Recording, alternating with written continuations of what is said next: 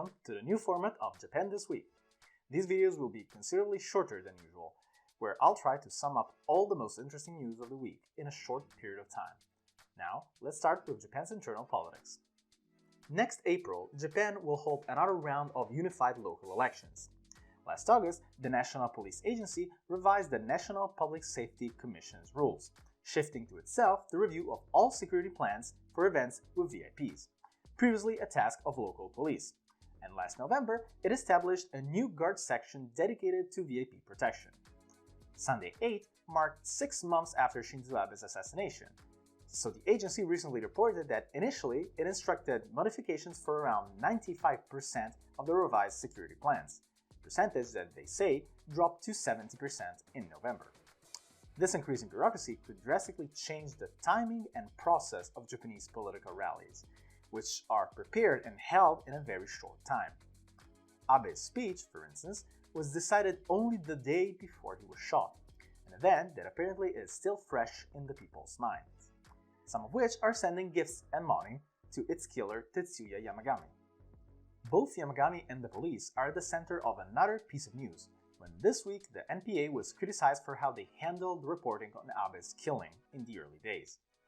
Police questioned Yamagami 30 minutes after the killing, and he candidly confessed that his motive was Abe's ties to the Unification Church cult.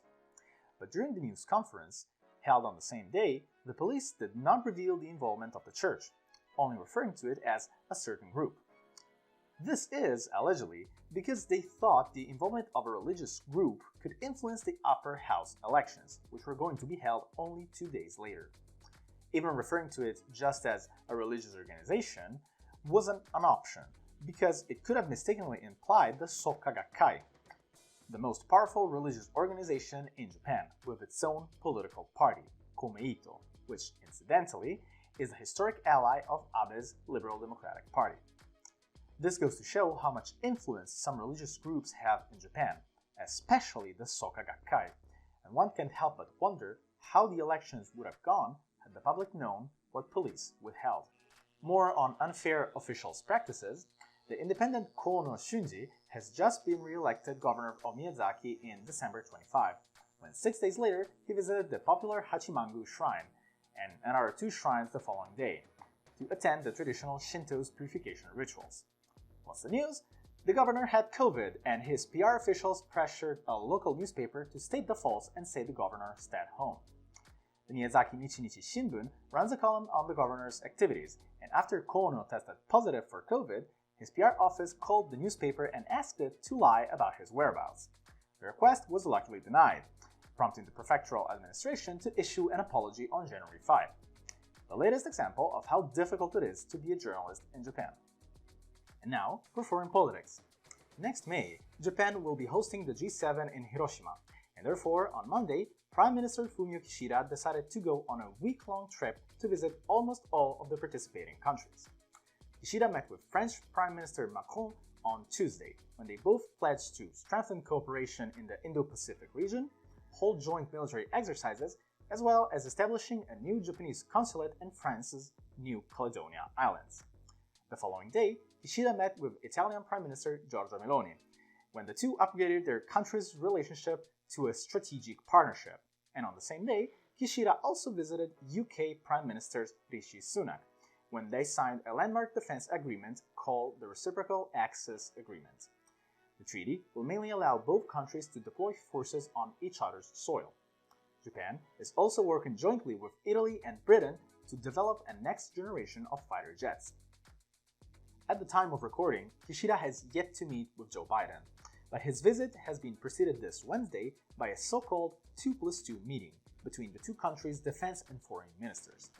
Aside from what Kishida and Biden will say about the Inflation Reduction Act, climate change, and about a possible renegotiation of the guidelines for US-Japan defense cooperation, all the other meetings revolved around the growing threat that China poses to Taiwan, the one that North Korea poses to Japan, and the war that Russia is waging in Ukraine.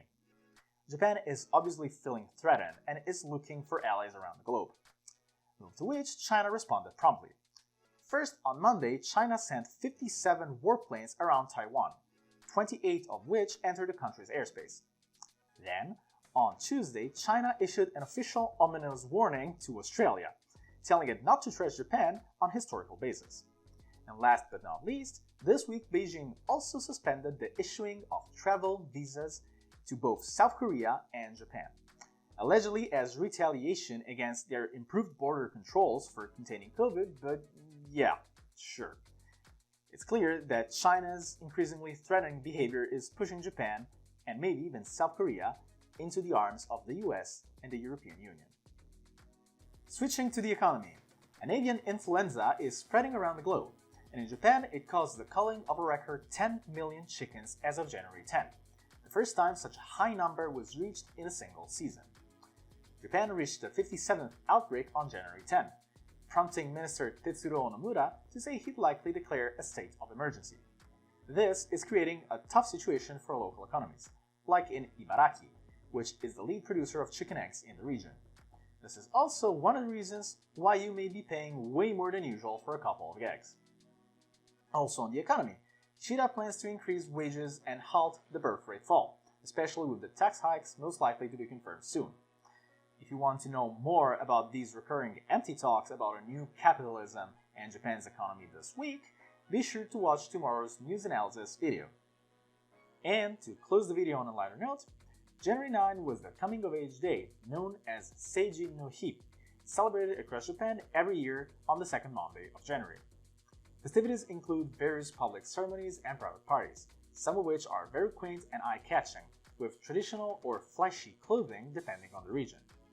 But this year's festivities were a bit particular because last April, Japan's age of maturity had been lowered from 20 to 18 years old. While the new adults still won't be able to legally drink, smoke, or gamble until their 20s, all of them will now be able to access a lot of services for which they previously required parental consent, like when it comes to renting an apartment. This change in legislation caused quite a bit of issues, with some cities organizing different events for people of 18, 19, and 10 and 20 years old, respectively. Of course, as whenever there is a slight change to something, the conservative rose up, with some prefectures not organizing ceremonies for people under 20 years old, and kimono sellers opposing the new legislation, arguing that this break from tradition will cause confusion and various problems. Never mind that the tradition was only 70 years old. And this was all for this week. Check out tomorrow's in-depth video about this week's economic news, and I'll come back to you with this format next Saturday. Thank you as always for watching my videos, and if you like my work, please leave a comment, like, and subscribe. See ya!